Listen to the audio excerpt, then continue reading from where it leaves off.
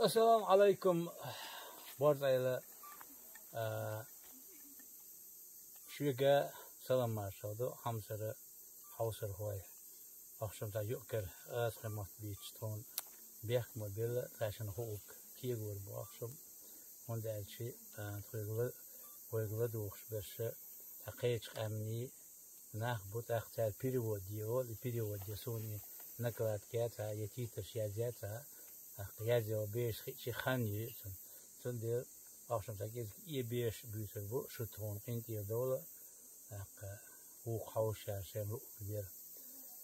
Добрый день, уважаемые борзаи. Мы сегодня, уважаемые подписчики и гости моего канала, находимся в селении Хаштимохк. Хаштимохк, Гордел.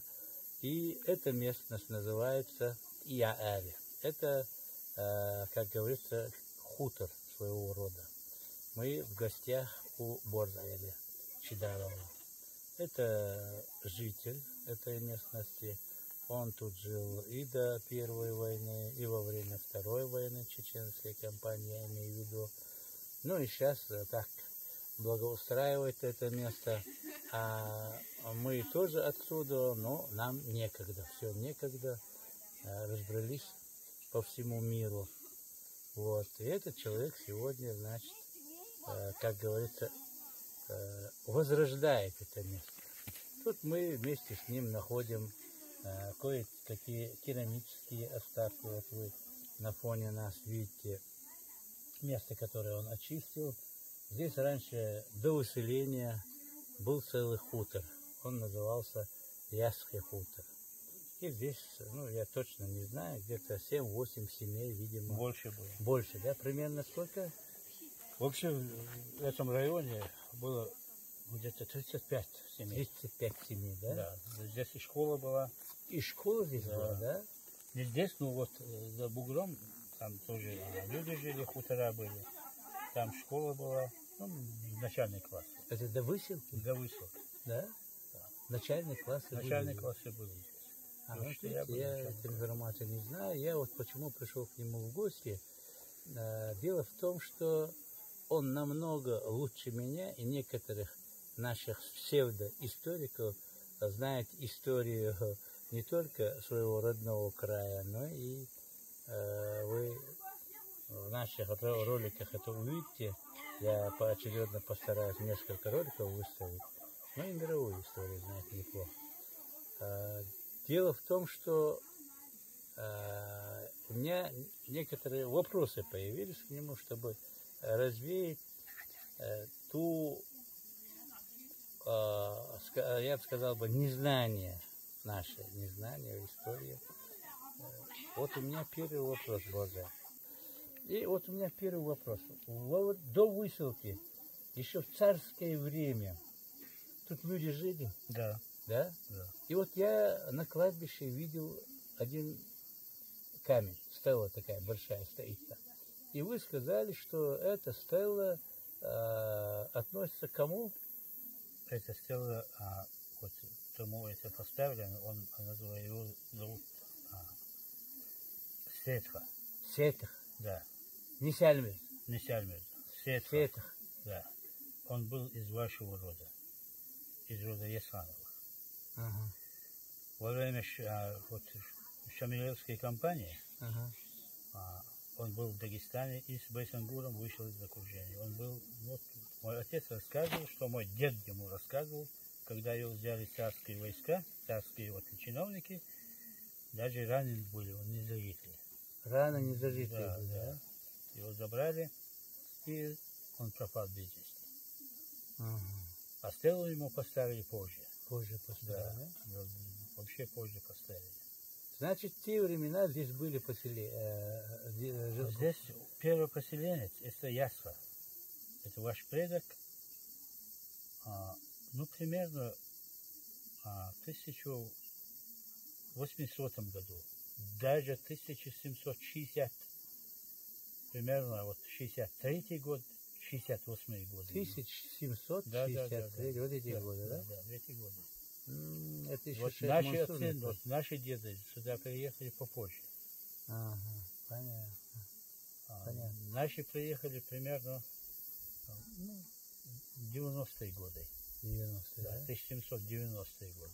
Вот так они приехали. Ну, это уже время войны было, Да, первая да, кампания, да, уже? Не в первой кампании, а вот после вот падения Шамиля. Подожди, так, 1890-е годы? Да.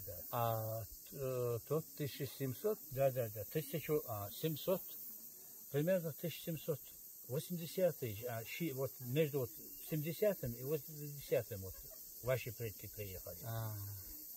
И спустя некоторое время наши приехали. Ну, там, может быть, год 20 там они жили. Так, это 1800 получается? Да. 700?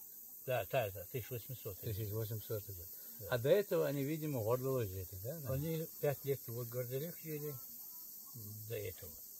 И после этого вот, они, вот, наши предки вот, были родственниками по женской линии. Вот Ясса, ну вот твой прадед был женат на прадед моего, как сказать, сестры. Там, понятно. И они вот сказали, что вот Елгай Махровцы продает землю, и приезжайте, покупайте. Вот они вот, где мы сейчас сидим, вот эту территорию, вот они первую ее взяли. И поехало. Вот ваши предки жили там внизу, метров 200. И наши вот здесь поселились первые. И там туда расширились, и этот хутор получился. Я вот что тут хотел спросить. Дело в том, что... Почему я вообще вот эту историю, где произошел? Говорят, вот эта дорога, называемая Миклен, царская дорога, где-то здесь проходила.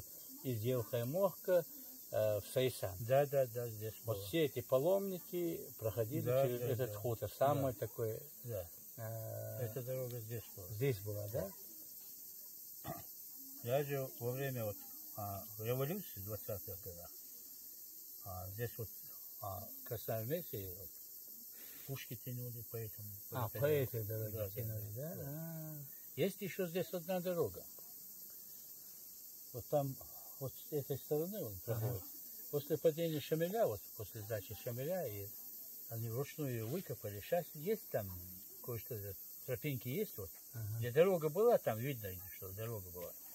Почему-то, не знаю, не использовали его. Даже сейчас можно вот некоторые места, вот метров 200 его сделать, и до Елхай-Мохка очень хорошая дорога. Да? А та дорога, которую вот сейчас GPS там всякие показывают, эта дорога проходила вот так. Ясно.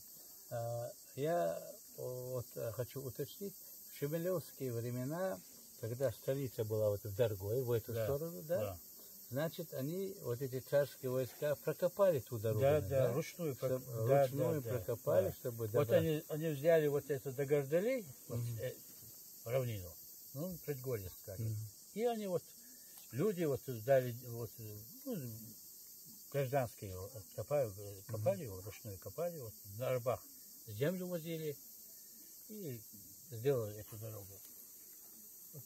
Километр отсюда вот эта дорога. Но она булыжником не выложена, да? Не. Дело в том, что вот некоторые дороги, которые идут от Грозного в сторону Черленого, где Толстой юрт, есть остатки с булыжником выложены. В сторону Алган-юрта есть выложены булыжником, аргунским булыжником, я бы сказал бы. Знаешь, здесь булыжника нет, да? Нет, просто грунтовая дорога, да? Они выкопали вот эту грунтовую дорогу. И вот это значит, операция «Сухари», которая называется, которая командовал Воронцов, граф, это не они проходили здесь? Нет, да? Они зашли с Дагестана. С Дагестана? Из Дагестана в Даргое, из Даргоя через вот Гордоли, Шуани и до Турти-хутора. Они дошли. Вот там их и задержали, и были уничтожены. Турти-хутор. Да. Они в Даргое? Не. Началось это в Даргое. И вот эти сухари у них кончились, и обоз чеченцы отрубили у них, отобрали. И этот Воронцов дошел до местечка там, как его, Вот за что они там не доезжают до Турции хутора, есть там сопка. Вот на этой сопке он был разбит. Ага, понятно. Понятно. Вот такой вопрос еще один. Что вы можете сказать о том, что вот в многих источниках я читал, и многие такие, как я, читаем всякие писюльки, что в Даргое, когда была столица у имама Шамиля, там были русские офицеры, которые, значит, перешли на сторону имама. У них, говорят, даже церковь была, там часовня такая православных. Также, говорят, там были поляки и другие. Вот что ты по отношению вот этого... Ну, насчет офицеров из церкви я никогда не слышал это. Ну, переходили. В основном, вот, говорят, переходили русские. По сегодняшний день уже они уже говорят, потомки говорят на чешском языке. Сегодня растворились среди нас и до сих пор живут. Ага, ага. А вот это некие укра, это украинцы, они попозже, наверное, появились, да? Они в 39-37 году. Сейчас во время говорят, коллективизации, да? Коллективизации, там говорят, это какой-то голодомор. Но этого не было. Везде в России был вот голод. И они приехали сюда. Даже вот женились на чеченах, выходили замуж. Вообще они тоже смешались с нами. Ну, есть сейчас уже вот некоторые украинцы, которые считают себя украинцами до сих пор. Вот среди нас есть осетины. Осетины тоже? Да, есть? по сегодняшний день есть осетины у нас. Есть у нас и русские по сегодняшний день. Даже вот можно поименно их называть. Знаем.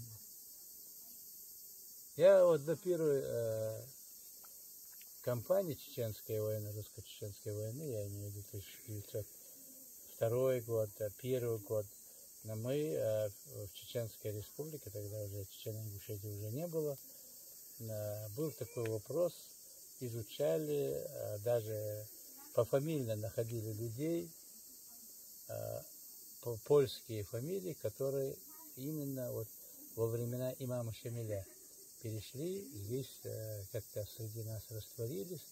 Они, многие говорят, военные это самые умельцы были, умели там патроны делать, там пушки отливать и так далее. Также вот эти русские офицеры, которые перешли, тоже говорят, умели делать вот это. Ну, это я читал от разных источников. Понятно. Дальше, значит, второй вопрос. Во время имама Шамиля был же такой